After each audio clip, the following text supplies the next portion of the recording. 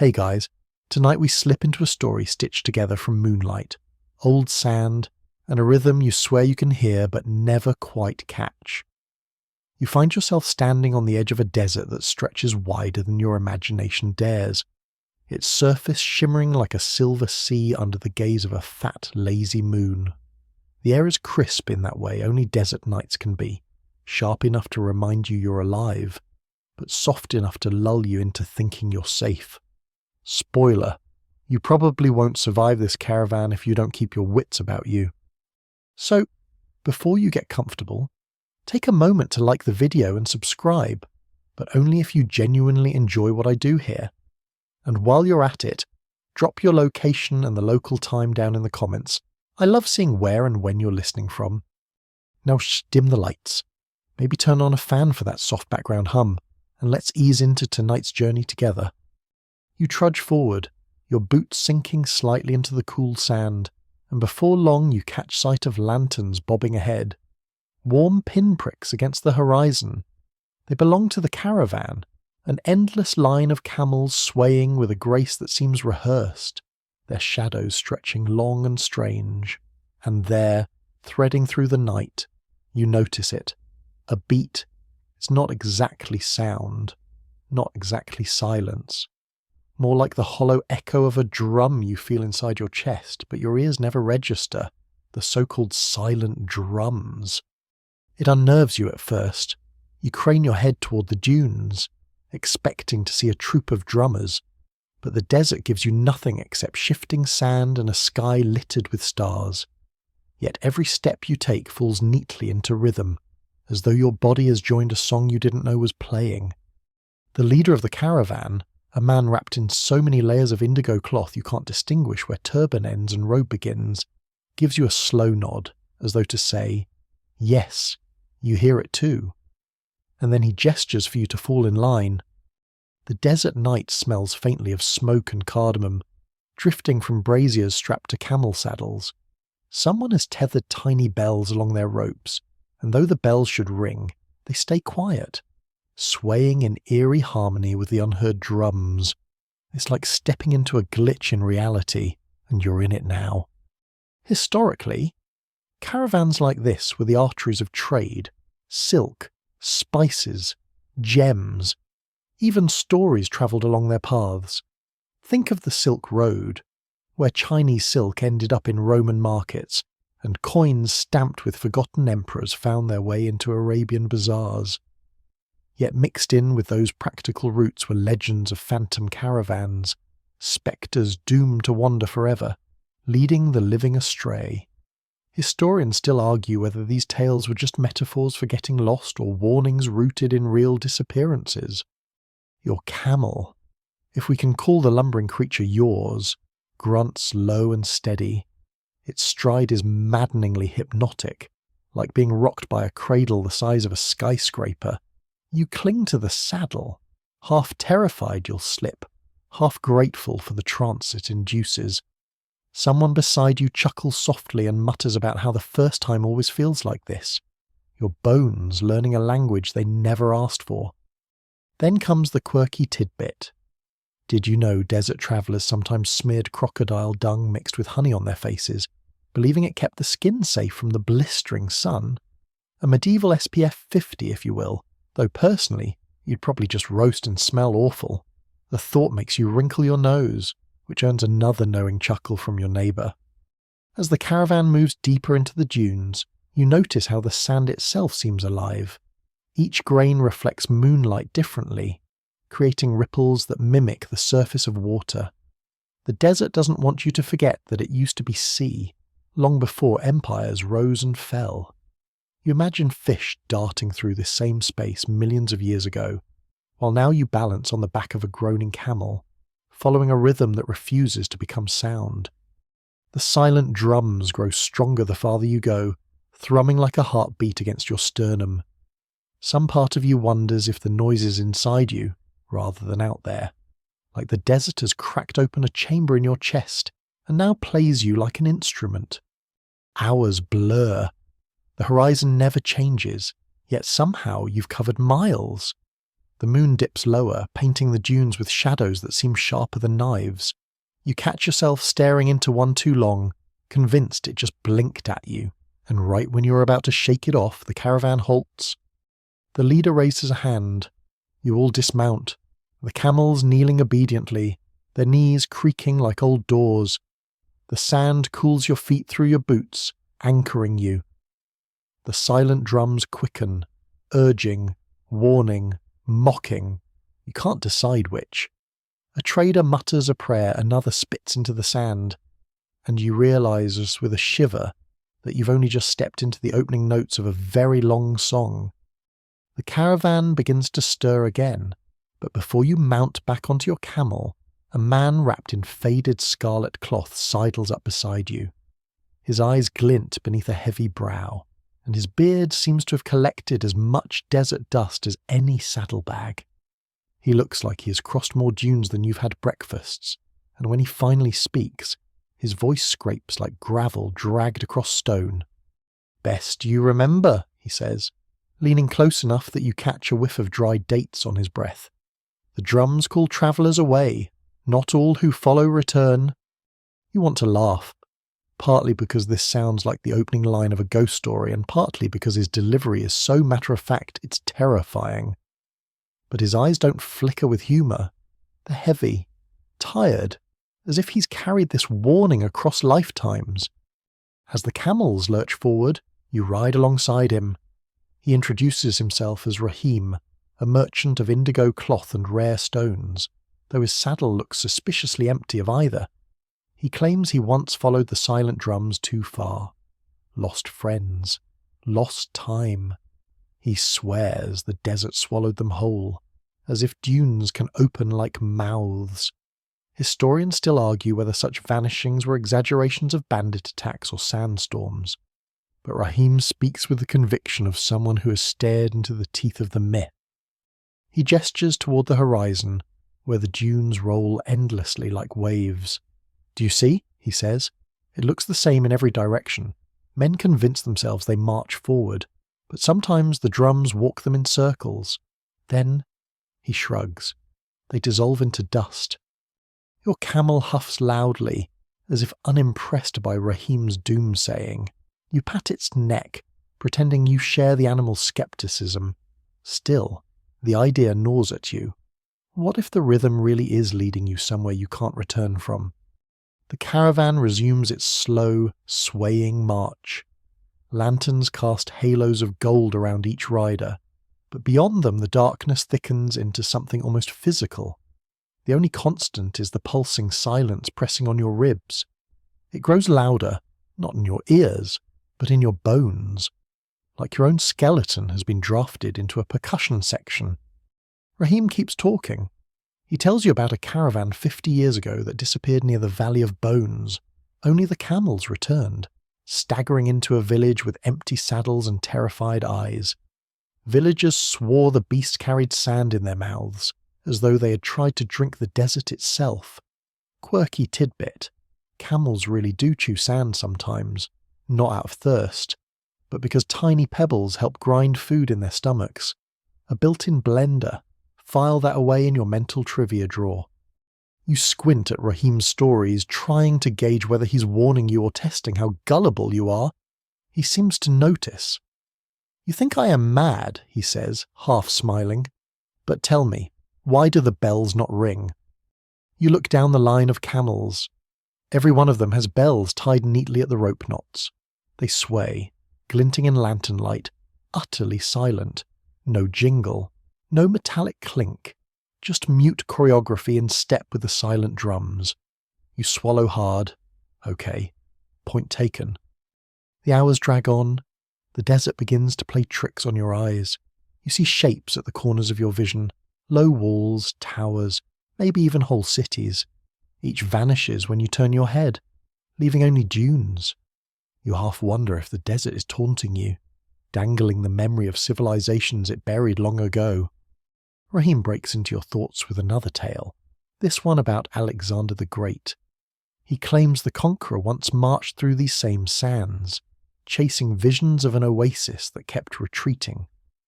Historians still argue whether Alexander ever truly reached Arabia, or if later storytellers embroidered his legend to include every patch of earth.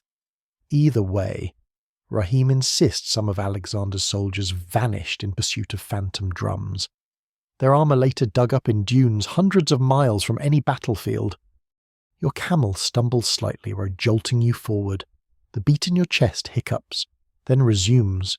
You rub your sternum, annoyed by how much this phantom rhythm is dictating your mood.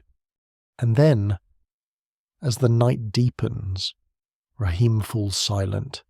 His warning has been delivered. His stories poured out like water from a cracked jar. Now he rides beside you with the calm of someone who has resigned himself to repetition. That endless cycle of warning newcomers who never listen until it's too late. You want to ask him if he regrets returning to the caravan, but the question lodges in your throat. Instead, you both ride under the endless dome of stars. They glitter so brightly it feels as if the desert itself is rimmed with silver. You think about how many travellers across centuries stared at the same sky, following the same caravan trails, feeling the same uneasy thrum. Maybe you're not lost at all. Maybe you've just joined a very, very long story. The caravan finally halts when the horizon softens from black to a shade of ink blue touched with silver. The moon leans lower, heavy and swollen, and ahead you glimpse the shimmer of water, an oasis. Relief ripples through the riders like a sigh held too long. Your camel groans with approval, as though it too has been anticipating this stop. The air changes as you approach, cooler, touched with the scent of damp earth and sweet palm fruit. After hours of nothing but dust in your nostrils, it's intoxicating. You slide off your camel and stretch, your spine crackling like old parchment. The ground near the water feels firmer, sprinkled with patches of stubborn grass. Palm trees arch overhead, their fronds whispering secrets to one another in a breeze you swear wasn't there a moment ago. Travellers fan out around the pool, filling water skins, tending to camels, muttering prayers of gratitude. The lanterns are dimmed, as if out of respect for the oasis itself. You crouch beside the water, cup your hands, and drink. It's warm, mineral-rich, not exactly refreshing, but after hours of dry throat, it might as well be ambrosia. That's when you notice it, the whispering. At first you think it's the palms, their leaves rustling, but the sound is too deliberate. The voices overlap like a crowd in hushed debate.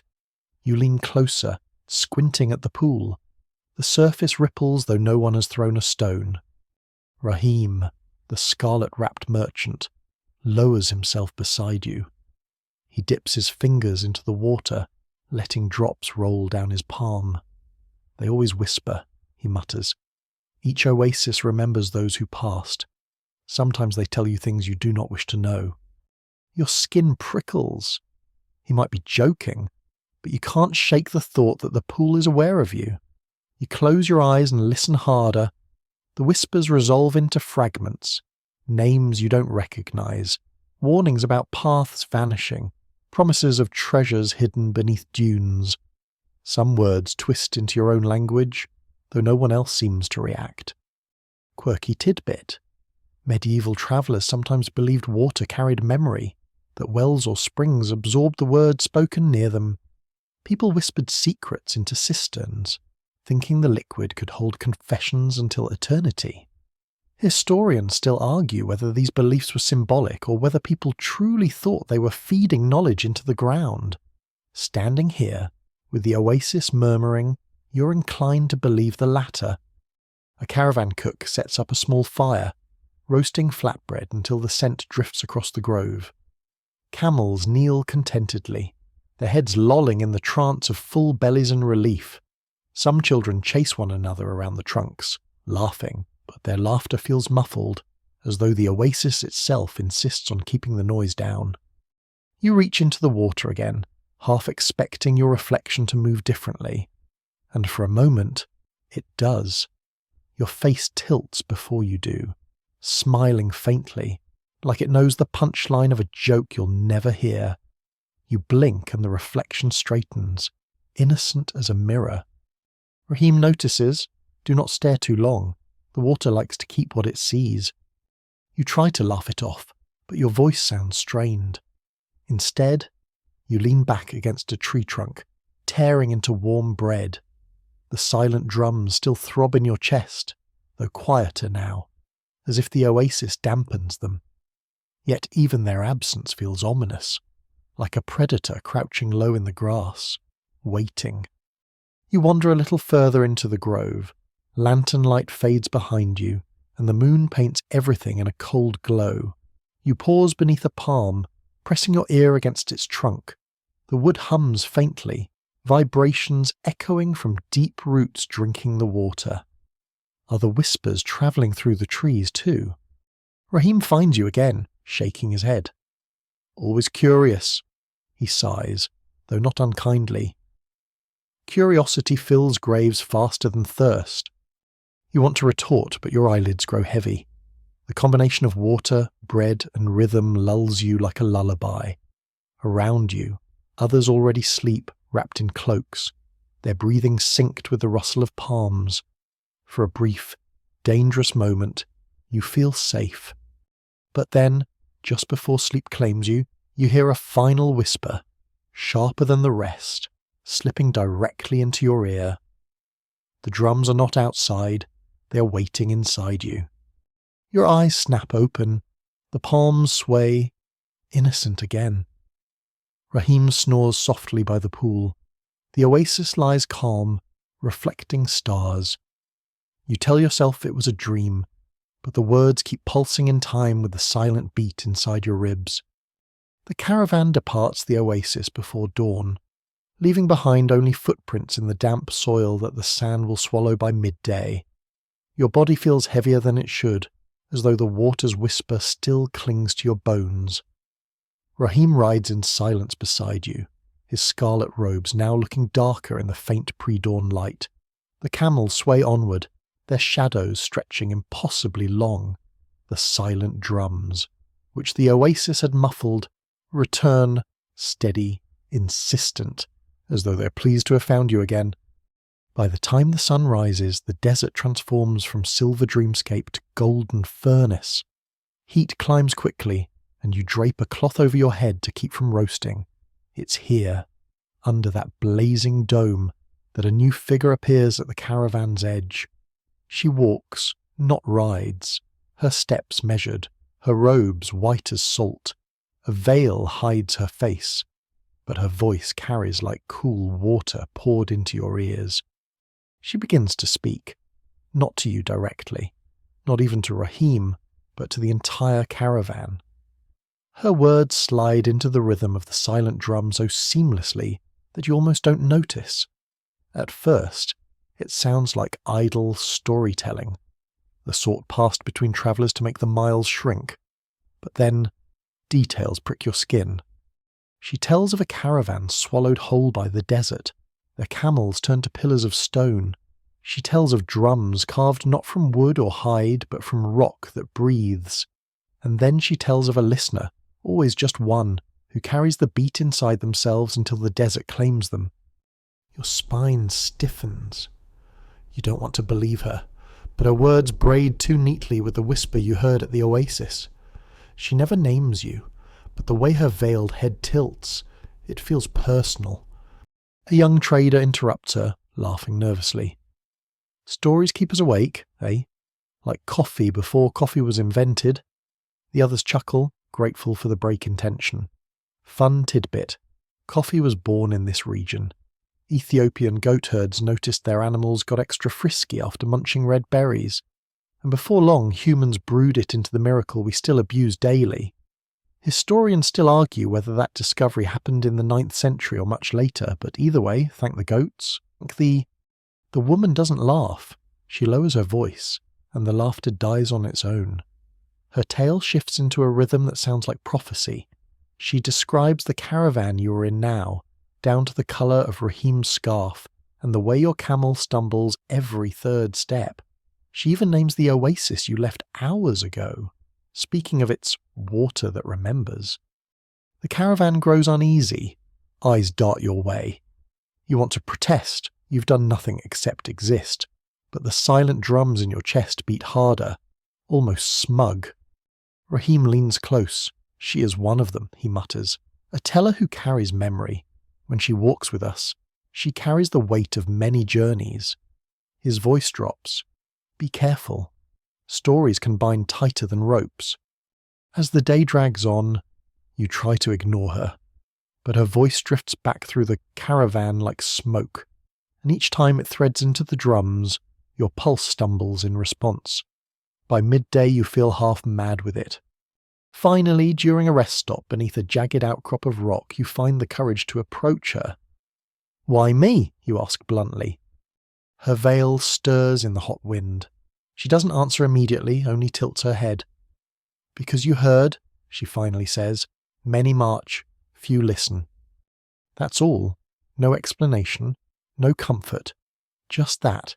You want to demand more, but something in the tilt of her body warns you off. So you retreat, more unsettled than before. The caravan sets off again. Shadows lengthen, the air cools, and the beat grows sharper as the sun dips. The woman walks steadily at the front, her veil glowing faintly in the twilight, her voice weaving a tapestry of tales no one dares interrupt now. And you, well, you can't deny it anymore. The silent drums don't just echo in your chest, they're guiding your steps, nudging you forward, sinking you to a rhythm older than language.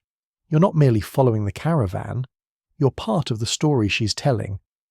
By the time night folds over the desert again, the caravan crests a dune and gasps ripple through the line of riders. Below, spread across a hollow in the sand, burns a market that shouldn't exist. Lanterns swing from poles, casting green and gold halos. Stalls tilt at impossible angles, their roofs stitched from patchwork silks that ripple even without wind. You swear you hear music, flutes, strings, tambourines. Yet, like the drums, the notes never quite enter your ears. The caravan leader raises a hand as if to signal caution, but his eyes betray curiosity. Markets, after all, mean trade, and trade means survival, so the camels descend, swaying toward the lights. You feel like you're sliding into a mirage, and maybe you are. The bazaar bustles with figures in cloaks, masks, and turbans. None speak above a murmur, yet the whole place hums with life. A merchant beckons you toward his table where glass bottles shimmer, each filled with sand in impossible colours, emerald, indigo, even silver that glows on its own. You reach out. The bottle feels solid in your palm, heavy, but the moment you try to lift it, it collapses into dry grit, slipping between your fingers. The merchant only smiles, as if this is expected. Rahim joins you, muttering. The market of shifting sands. Some say it appears for those who follow the drums, then vanishes with them. Buy nothing. Touch nothing. He folds his arms, but his eyes still wander hungrily across the stalls. You test another booth, unable to resist. Trinkets gleam, rings shaped like coiled serpents, knives etched with stars, even scrolls that smell faintly of seawater. Each object disintegrates into sand the moment you grasp it. Yet for a heartbeat, it feels real. Weight, texture, warmth. The illusion is perfect until it chooses not to be. A boy offers you a fig on a bronze plate. Against Rahim's glare, you take it. The fruit is cool, fragrant, utterly convincing. But when you bite down, your teeth crunch nothing but grit. You spit, coughing, sand coating your tongue. The boy giggles and vanishes behind a curtain of silk. Historical fact time. In the Middle Ages, travellers swore that cities of sand rose in the desert, visible for a single night, then gone by dawn. Scholars chalk this up to mirages, light bending across hot air. Historians still argue whether reports of phantom bazaars were hallucinations of weary merchants or deliberate stories meant to ward off thieves. Standing here, spitting sand, you're not convinced it's just heat stroke. The veiled storyteller moves gracefully among the stalls, her voice low. Wherever she passes, items last longer before dissolving, as if her presence stitches the illusions together. You catch fragments of her words: cities, memory, bargains paid in silence. The merchants bow slightly when she approaches, then look away when you try to follow her path. Quirky tidbit. Medieval Arab markets sometimes hosted invisible trades, transactions done entirely through touch. One merchant would place spices or pearls in a covered box, another would place coins, and neither would speak. Here, you feel like every trade is invisible, except the only thing exchanged is sand. You wander deeper. A woman draped in gold chains offers you a mirror. The reflection shows you older, hair streaked with white, eyes hollowed but fierce. When you blink, the glass turns blank, then crumbles into dust. You can't shake the image, though it felt too possible. Raheem finally grabs your arm. Enough. These markets hunger for attention. Feed them too much, and you won't find your way out. His grip is firm, his face pale despite the warm lantern glow. You nod, though your eyes still dart back toward the stalls. Already, the bazaar seems to shift, stalls folding into one another, lights dimming. Sand begins to reclaim the hollow, rising like a tide. The merchants pack nothing, yet their goods vanish cleanly, stalls melting into dunes. Within minutes, the place that seemed as lively as Cairo's grand souks is nothing more than blank sand. The only evidence is grit on your tongue and a faint shimmer in the air, like the after-image of lightning. The silent drums resume their steady pulse. You climb back onto your camel, unsettled. The caravan moves forward again, but your eyes keep darting backward, half expecting the market to reassemble. It doesn't. The desert keeps its secrets, and the drums keep pulling you deeper. The bazaar fades behind you, grains of sand still clinging to your sleeves like stubborn glitter after a party you never signed up for. The caravan reforms, torches bobbing in the distance, and you follow the sway of camels through the dunes. The night is cooler now, the stars sharper, and silence settles, at least until you hear the dry rustle of parchment. Somewhere just ahead, a traveller is carrying an entire library on his back. He is a scholar, wrapped in robes stitched with patches of ink stains, his turban askew as if he never quite remembers to tie it properly. Books and scrolls dangle from his satchels, and he treats them with more tenderness than most people give to their children.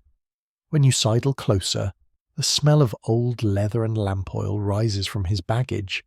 It's a comforting smell, like walking into the dustiest corner of an antique shop. The scholar notices your curiosity and grins through a beard streaked with grey. You wish to know the secret of the silent drums, he asks, as though you've already signed up for a lecture you can't escape. Without waiting for your answer, he unrolls a parchment, the surface cracked like sun-baked clay. By torchlight, you make out diagrams of drums carved from stone, their surfaces etched with spirals. He traces them with a finger. These, he says, belong to a people who claim to weave silence as cloth. They built cities that could not be heard. It sounds like the kind of story you'd dismiss as a bedtime fable, except you're already trapped in one. The scholar leans closer. Historians still argue whether these people truly existed, or if they were an invention of tired caravan poets. Yet the scrolls, he taps the brittle parchment, the scrolls insist their legacy is buried beneath shifting sands. As he speaks, a camel groans in protest nearby, and the noise seems almost rude in the hush that follows. You wonder what kind of civilization would prize silence over music. After all, human history is basically a long playlist: drums in battle, lutes in palaces, flutes played badly in high school bands. The thought of a city that tried to erase sound feels both unsettling and, if you're honest, a little tempting. Imagine never hearing someone slurp noodles again. The scholar continues, his words spilling like sand through your fingers. He tells you that one scroll came from the ruins near Palmyra, another from Alexandria's long-lost shelves. You try not to roll your eyes. Every scholar seems to claim they have something rescued from Alexandria. Still, you can't help leaning in when he mutters about a parchment supposedly discovered inside the hollow of a mummified ibis. Now, that's a quirky tidbit. Who hides homework inside a bird? The caravan trudges onward, the scholar's voice weaving with the crunch of hooves on gravel. He explains that silence, according to these ancient parchments, was not absence but substance. You picture silence poured into jars, traded in markets, weighed like spices. Maybe that's why your dreams lately feel padded, muffled as though wrapped in cotton. You blame it on lack of sleep, but the thought sticks.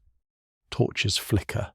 Somewhere behind you, a merchant sneezes, loud as thunder, and everyone glares as though he shattered porcelain. The scholar chuckles, unbothered. The scrolls say the drums guide only those willing to listen to nothing. And you, he says, eyeing you like a teacher spotting a distracted student, are not very good at listening to nothing. Fair enough. You've been known to fill silences with nervous humming. You mutter a denial, but he's already rolling up the parchment. Then, with theatrical flair, he pulls another scroll, this one so long it droops onto the sand like a defeated snake. It describes a legend. Caravans that followed the drums too far would march into a horizon that never ended.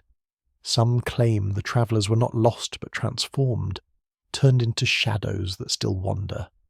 Historians still debate whether this is symbolic, metaphor for trade routes dissolving, or whether, as fringe scholars insist, there are actual shadow caravans haunting the desert. You shiver though the night is warm. The scholar smirks. He knows he's hooked you. He rolls up the scrolls, tucks them away, and promises, "When we reach the next ruins, I'll show you the proof." The next ruins? He hadn't signed up for ruins. But then again, when you joined this caravan, you didn't exactly read the itinerary.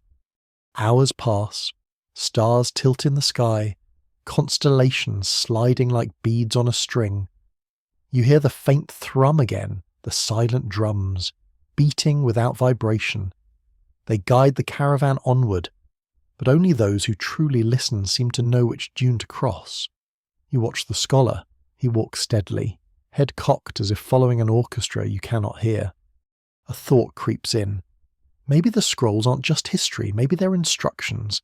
Maybe this entire caravan is one long experiment, and you are the unwitting volunteer.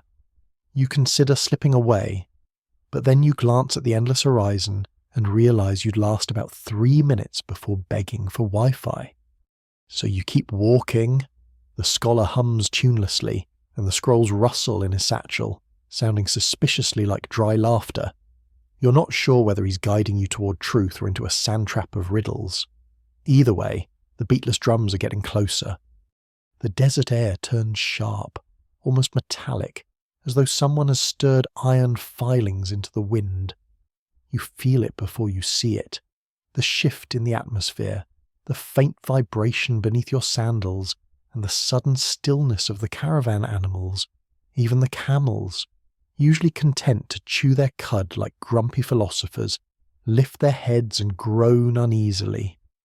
The scholar beside you tucks his scrolls deep under his robes. "Storm," he mutters. But there's no lightning, no rain, only a wall of shifting darkness rolling over the horizon. It's not the kind of sandstorm you've read about in glossy travel magazines. No whirling dunes, no cinematic swirl. This one moves like a curtain being pulled across the stage of the night.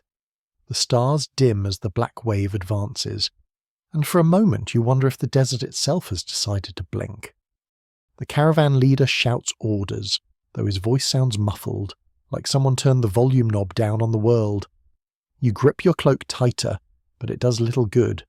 The darkness reaches you, and the air fills with shapes, silhouettes, human-sized, twisting and writhing in the storm. They dance, not gracefully, not like ballerinas on stage, but jittering, jerking, like marionettes cut loose from their strings. You blink sand out of your eyes, but the shadows remain, writhing and circling. They don't touch you, not quite, but they crowd close enough to make your skin crawl. The merchant who sneezed earlier stumbles backward, nearly dropping his cargo, and you can't help thinking, if he sneezes again, these shadow things might applaud. Historians still argue, the scholar shouts over the roar, or what you think is a roar since your ears feel clogged, whether the storm of shadows was ever real or just a metaphor for the dangers of desert trade routes. But tell me, does this feel like a metaphor to you? You're too busy trying not to walk into a shadow dancer to answer. One brushes against your arm, and the sensation is ice cold, like sticking your hand into a freezer full of forgotten popsicles. For a heartbeat, the figure seems to fold into you, then slides away. You feel hollowed out, as if something small but important has been borrowed, like your last good idea or the pin to your debit card. The caravan huddles together. Torches sputter, their flames bent sideways by the unnatural wind. The shadows seem to avoid the light, but only barely. They skirt the edges, reaching out with elongated fingers, as though testing boundaries. You can't decide if they're curious or hungry. A fringe story you once heard pops into your head, that shadow storms are the restless echoes of caravans swallowed by silence, traders who followed the drums too far and lost their voices to the desert. Now they wander in storms like this, trying to reattach themselves to the living.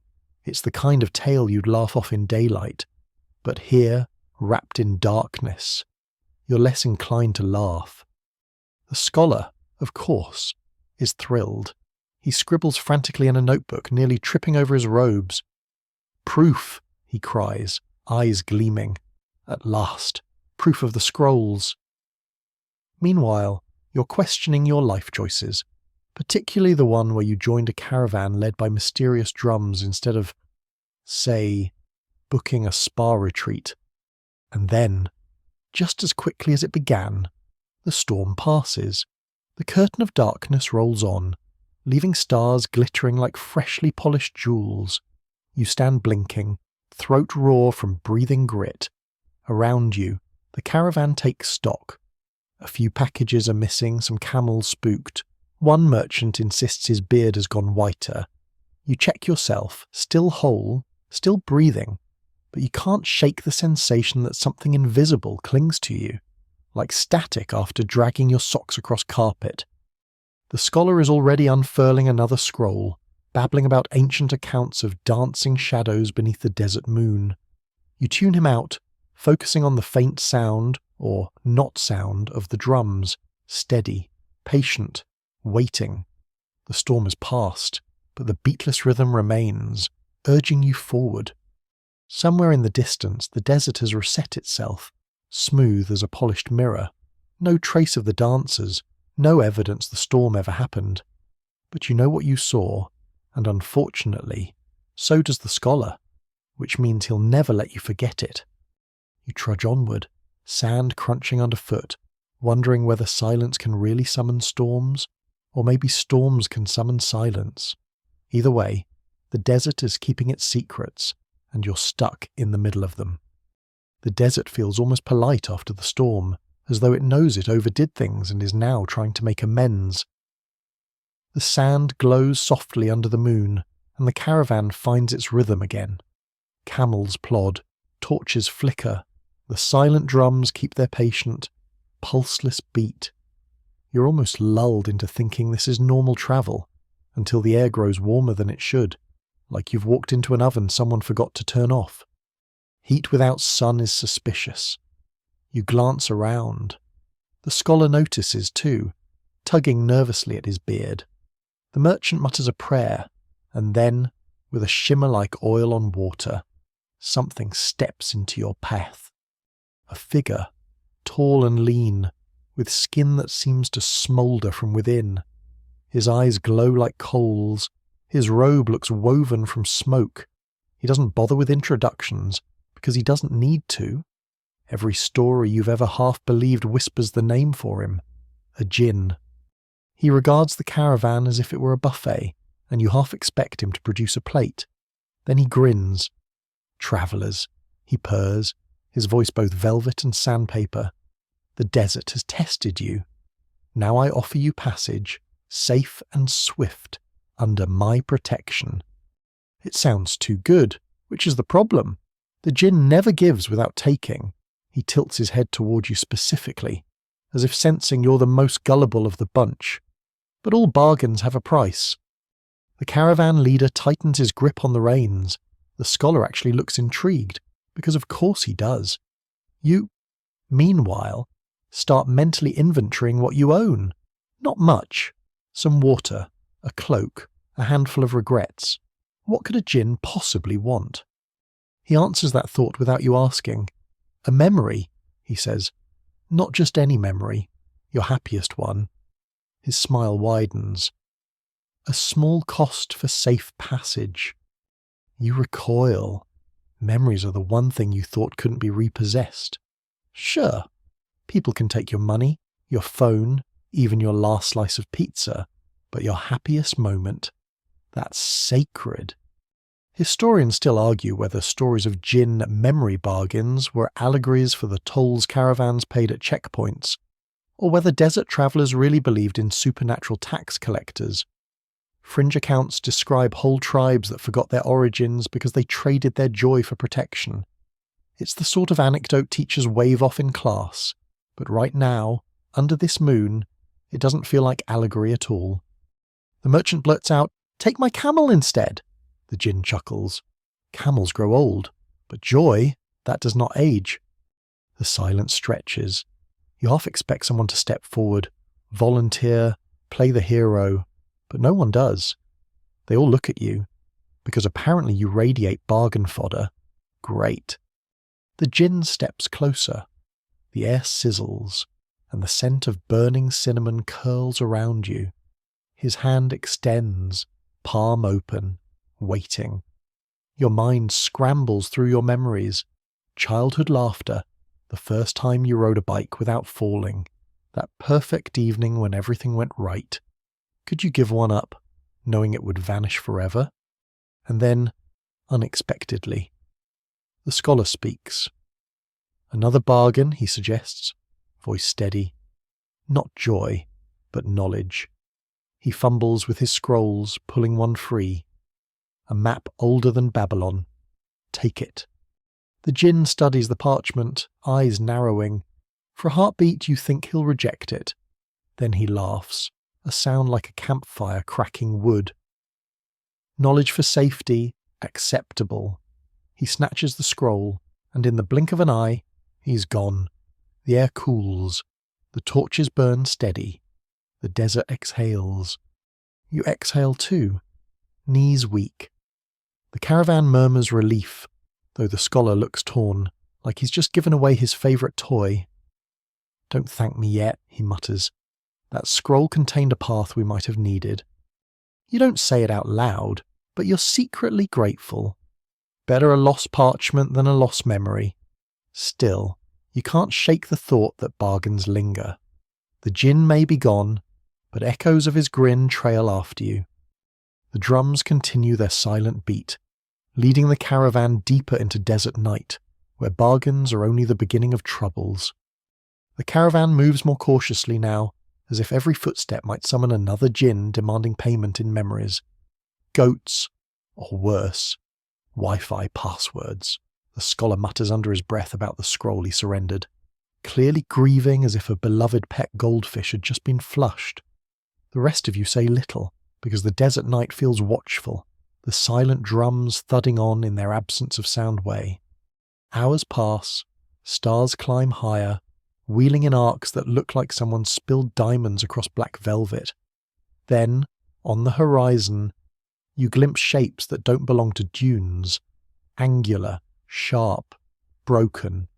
At first you think they're mirages, tricks of tired eyes, but as you trudge closer, the shapes sharpen into something unmistakable. Ruins. Crumbling pillars tilt like old men dozing. Half-buried archways peek from beneath the sand. Shattered mosaic floors glimmer with the faint light of the moon, colours still clinging stubbornly after centuries of wind and grit. It feels like walking into a forgotten museum. If that museum had been left out in the sun too long and gnawed on by time itself. The scholar brightens instantly. Grief forgotten. He scrambles ahead, brushing sand from carvings with reverent fingers. Look, Nabatean inscriptions, perhaps older, he exclaims. He points out a half-erased panel showing figures gathered around drums carved of stone. Proof. Once more, he says, eyes glittering. You wonder if his definition of proof includes actual shadow storms or gin bargains. A mainstream fact drifts through your head. Many desert ruins like Petra or Palmyra were built as caravan hubs, bustling with traders and travellers. Cities thrived where water and roots converged. Historians still argue whether some of the smaller ruins in these regions were outposts, temples, or mere way stations. Standing here, you think maybe they were stages, places where silence itself was rehearsed. You wander across a broken plaza. A mosaic beneath your feet shows waves, stars, and drums side by side, as if sound and cosmos were stitched together. Some tiles are missing, swallowed by sand. Others sparkle faintly, almost phosphorescent. You crouch to touch them. They feel warmer than the surrounding stone. Meanwhile, the merchant sets up a makeshift stall, because some habits die harder than stonework. He offers figs and dried dates, though you're fairly sure they've been rattling around his satchel since Section 2. A joke bubbles in your head. Buy one date, get a free case of dysentery. You keep it to yourself. As the caravan rests, you feel a shift underfoot, a tremor, subtle but certain. The ruins seem alive, as though the sand itself inhales. The torches gutter, shadows stretch long, and for a moment you swear the carved drums in the panels are vibrating. The scholar notices too. Do you hear it? He whispers. You strain your ears, but of course there's nothing to hear. That's the point. The silent drums are nearer than ever. They don't make sound, but they press into your chest like a bass line at a concert, except you're the only one who forgot earplugs. A fringe tidbit comes to mind. Some travellers once swore ruins in the desert were gateways not just to buried cities, but to buried times. Step across the right threshold, they said, and you might walk into the past, back when these columns stood tall and these mosaics gleamed new. Looking around, you almost believe it. The ruins glow under starlight, and you half expect the walls to reassemble themselves if you blink. The caravan beds down among broken stones, huddled in cloaks. The scholar scribbles notes furiously, while the merchant snores like a small earthquake. You lie awake, staring at a cracked archway that frames a perfect square of sky. Through it, a constellation winks back, Orion, the hunter, eternally frozen. You wonder if he too hears silent drums, chasing prey no one else can see. The ruins breathe around you. You're not sure whether you're resting in the remnants of history or camping inside a heartbeat that isn't finished yet. Either way, the drums pulse on and you are drawn deeper, step by step, into their ancient secret. When dawn slides across the desert, painting the ruins gold, you expect the stones to look lifeless again, just old bones of forgotten cities. Instead, they seem hungrier in daylight, as if the sun itself awakens something beneath the mosaics. The caravan stirs, sleepy camels stretching, merchants dusting sand out of their beards, the scholar crowing about the Nabatean panel like he's discovered Atlantis on a discount map. The silent drums are still there. Of course, steady and patient. You feel them most when the wind drops, a pulsing in your ribs, a hush that feels louder than any noise. By now, you're starting to wonder if you'll ever know quiet again, or if soundless thumping in your chest will be your new normal, like tinnitus. But creepier. That's when the smell reaches you.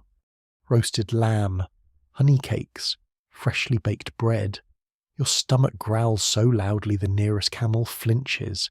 You glance around, bewildered. No one in this caravan packed a portable kitchen, and you're definitely too far from any oasis. Yet the smell grows stronger, curling through the air with irresistible warmth. And then, as if conjured from nothing, a feast spreads across the broken plaza. Long tables piled high with platters of roasted meats, bowls of pomegranates glistening like rubies, dates stuffed with almonds, pitchers of spiced wine sweating under the sun. Rugs unfurl across cracked mosaics, cushions bloom like flowers. It's a banquet out of the caliph's palace, dropped in the middle of nowhere. The merchant wastes no time. He dives for a skewer of lamb. The scholar hesitates, torn between skepticism and hunger, though the twinkle in his eye suggests he's leaning lamb. You're wary. This smells way too much like those fairy tale traps where you take one bite and boom. Congratulations, you're a frog forever. Mainstream fact check. Travellers' accounts from the Abbasid era sometimes described phantom banquets in the desert, likely mirages caused by hunger and exhaustion. Historians still argue whether these were hallucinations, exaggerations, or actual staged ambushes by bandits who lured victims with food. Standing here, you're not sure which explanation would comfort you more. The merchant bites into a fig. He beams. Delicious, he mumbles, juice dribbling down his chin. The scholar samples a honey cake and nods in approval. Against your better judgment, you reach for bread. It feels solid, warm, the crust crisp, the smell divine. You take a bite, and it evaporates. Not crumbles, not dissolves, evaporates, like steam vanishing from a kettle.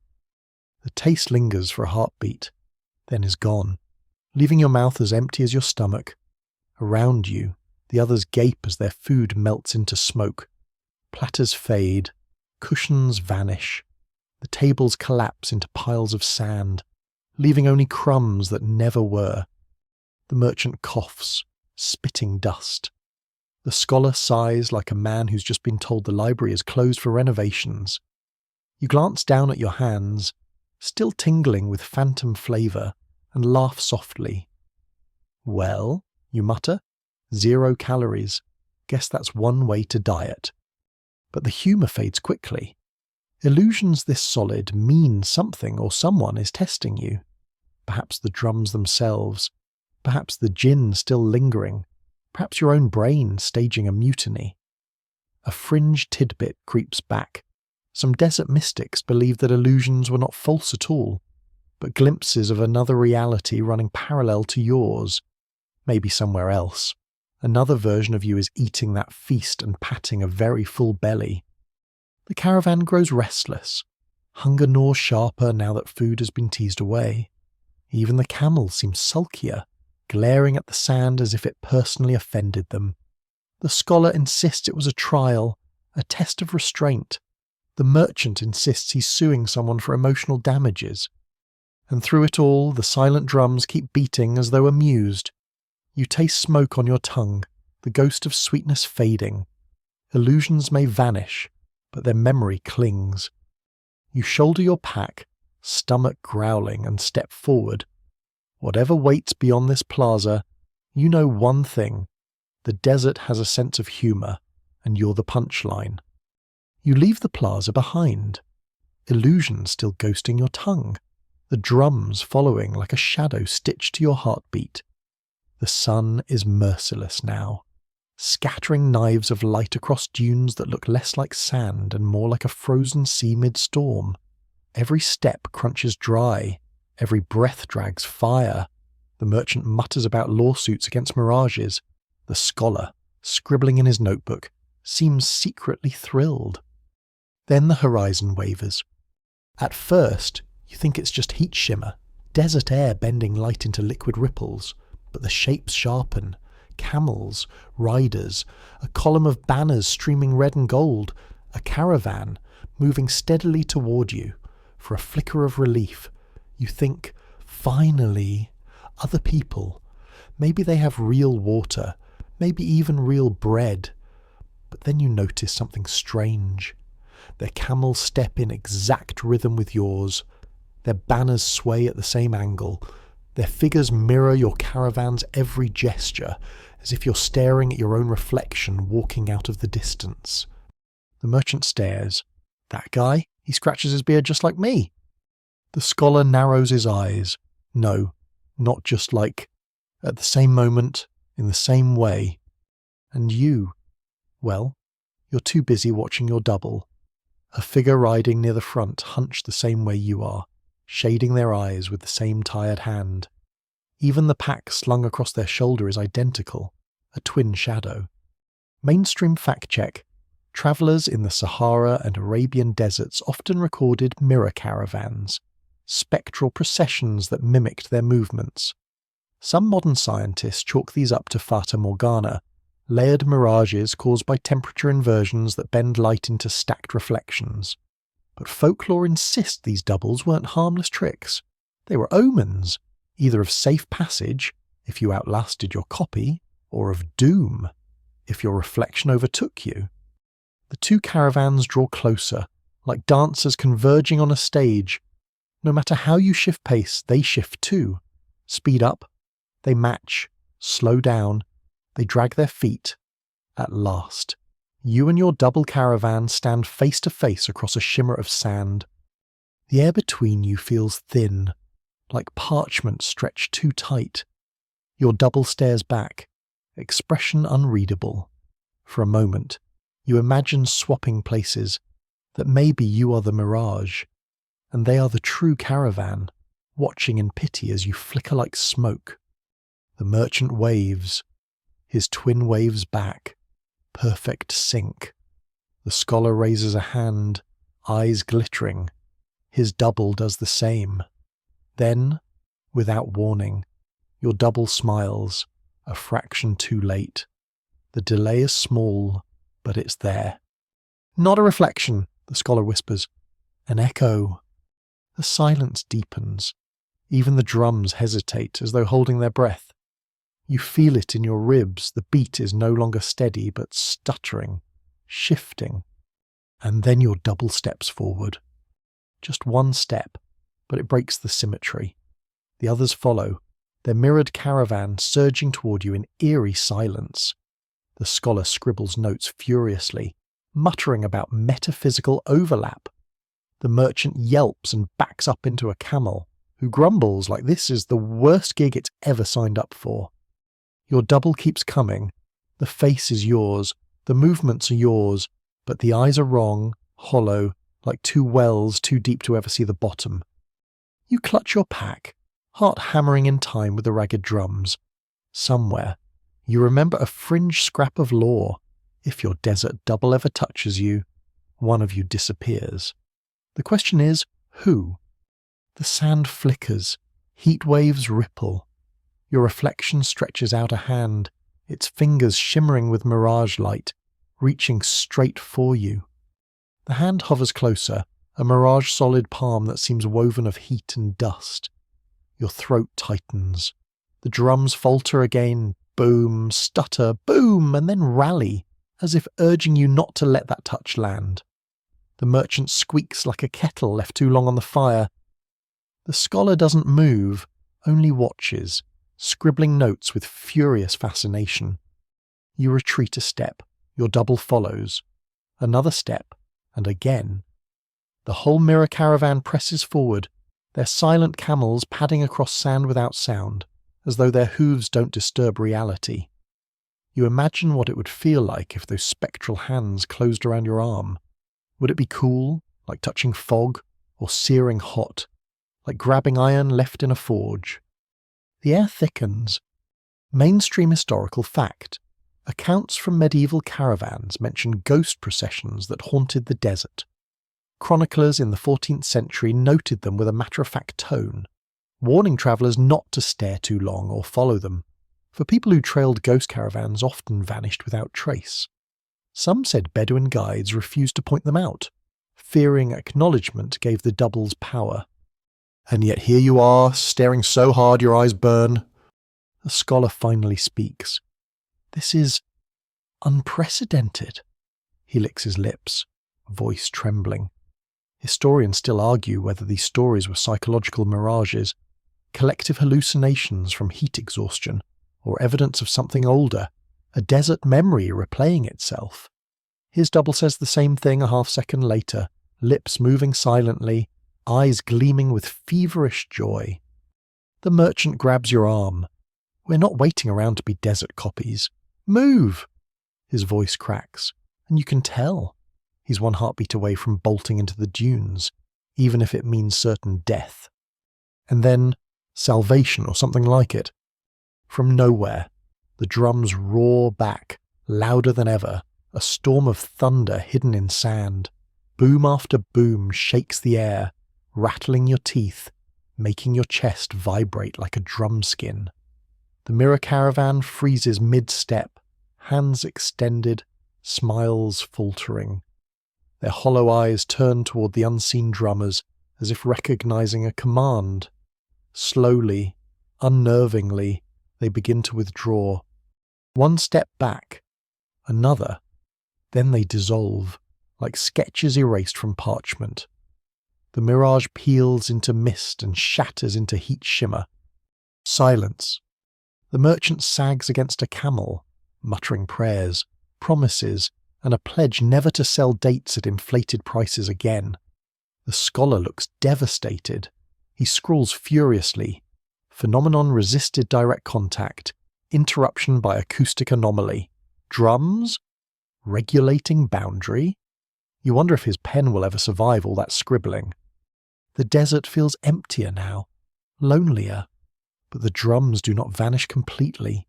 They keep pulsing, steady again, as if they've done their job, pushed the double caravan away.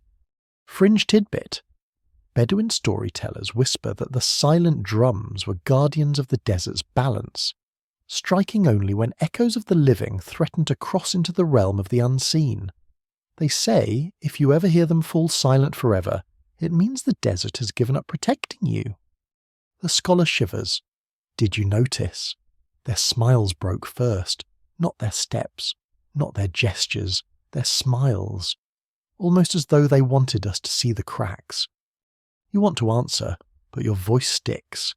Instead, you keep walking, your boots dragging through sand that feels suddenly more treacherous than solid ground.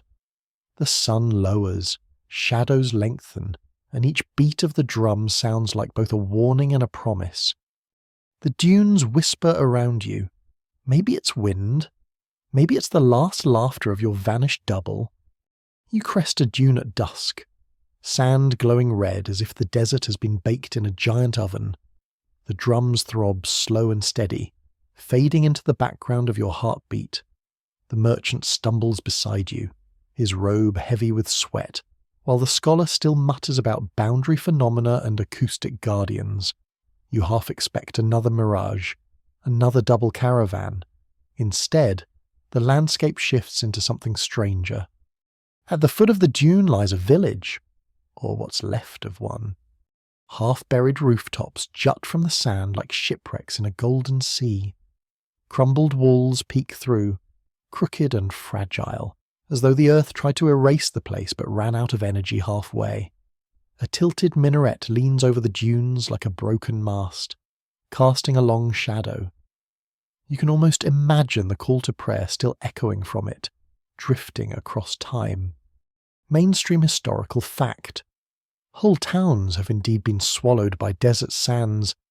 In the Rub al-Khali and parts of the Sahara, archaeologists have uncovered traces of settlements overtaken by dunes, sometimes within a single generation, as shifting winds buried entire lives. Historians still argue whether these places were simply abandoned due to drought or destroyed by sudden storms. The scholar gasps, sketching furiously.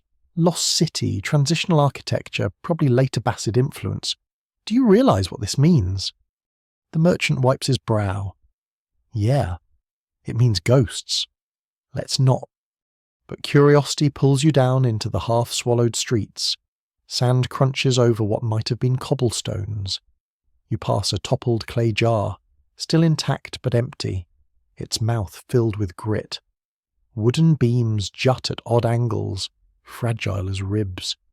The air feels different here, not just hot, but heavy, like the silence of a library where voices have been locked away. Fringe tidbit. Desert folklore claims these villages weren't lost naturally. Some say they belong to people who refused to honour the drums. When the rhythm fell silent, the dunes rose, swallowing every house, every voice, until only sand hummed the forgotten beat. You wander past what might have been a marketplace.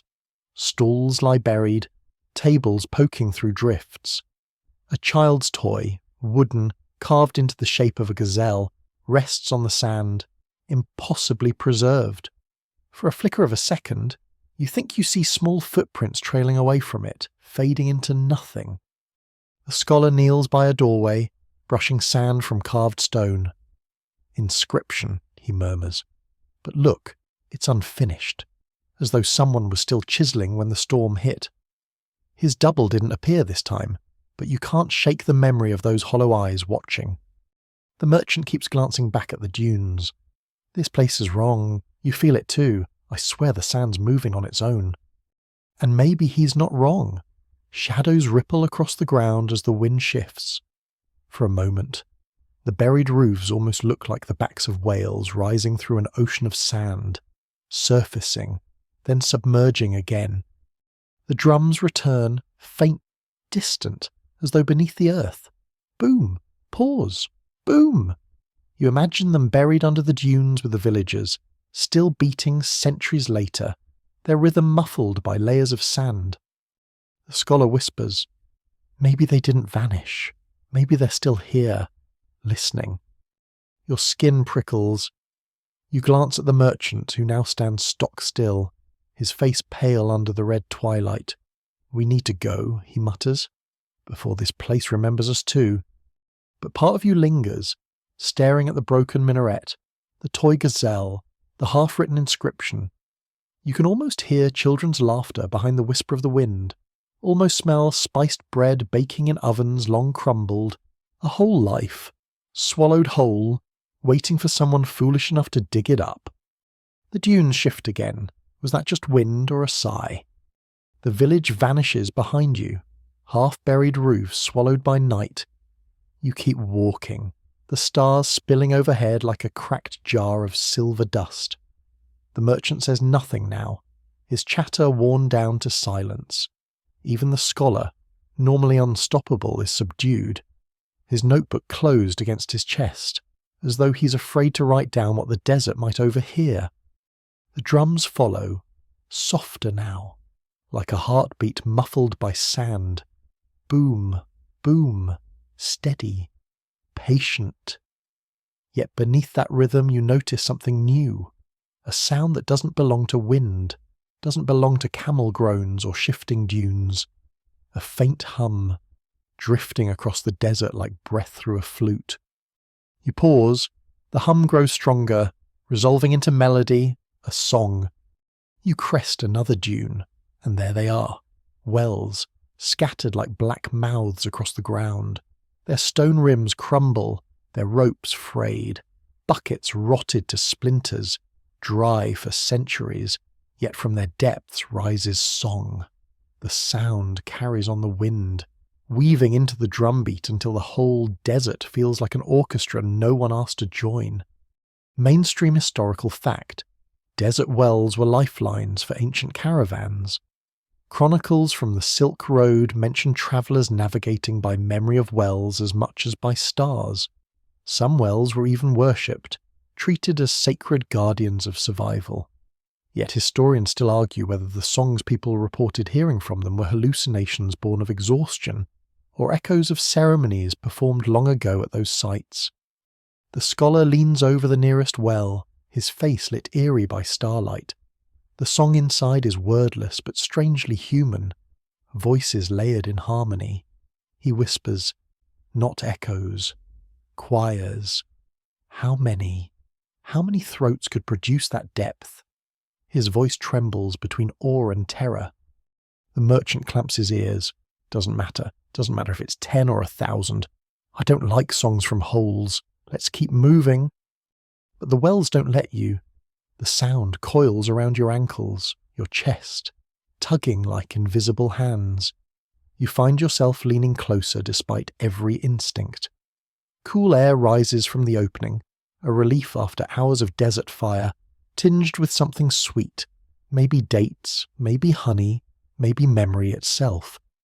Fringe tidbit. Bedouin tales say dry wells collect voices. Every traveller who ever lowered a bucket left behind a whisper, a prayer, or a curse, and the wells gather them, weaving them into eternal songs.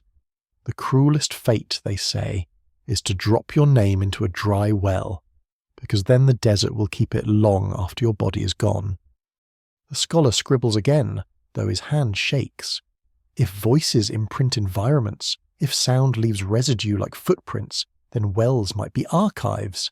Imagine acoustic fossils. The merchant moans, acoustic nightmares. And you? You peer down into the dark. The song rises to meet you, strangely personal now, as if certain notes bend toward your ears alone. You can almost catch words. Your name, maybe, or something close. These syllables curl and vanish before you grasp them. The drums answer with a sharp boom. The song falters, as though the wells flinch. Another boom, firmer, and the melodies scatter, retreating deeper into their stony throats.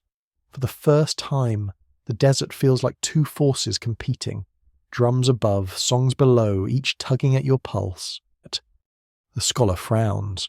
They know each other, the drums and the wells. The question is, who listens longer? You pull back from the rim. The merchant tugs at your sleeve, muttering prayers. The wells sigh their last note into the night, a thread of melody that trails off into silence. The desert breathes again, empty. But as you walk on, you can't shake the sensation that something followed you up from that depth, a note lodged in your chest, a name not yours, humming under your ribs. The desert opens wide again, dunes stretching like an endless sea of shadowed waves. The stars above glitter harder now, as if each one has been polished by the night's long hand. Your caravan drifts forward, quiet, tense, bound together by silence. The merchant's robe flaps with each step. The scholar's notebook is pressed shut as if sealing in dangerous truths, and the camels plod along with their ancient patience. The drums have not stopped. They roll softly beneath everything, a pulse that feels older than the desert itself. Boom. Pause. Boom. You've almost gotten used to it, the way you get used to your own breathing, forgetting it's there until it suddenly changes. And tonight, it changes. The beat quickens, sharp and urgent, like a warning. Boom, boom, boom, boom, echoing across the dunes. The camels raise their heads in unison. The merchant stumbles, muttering that this is it. This is the sound of his grave being dug in rhythm. The scholar grips your arm, his eyes wide, whispering, "Listen. The pattern, it's a summons." Ahead, the dunes shift.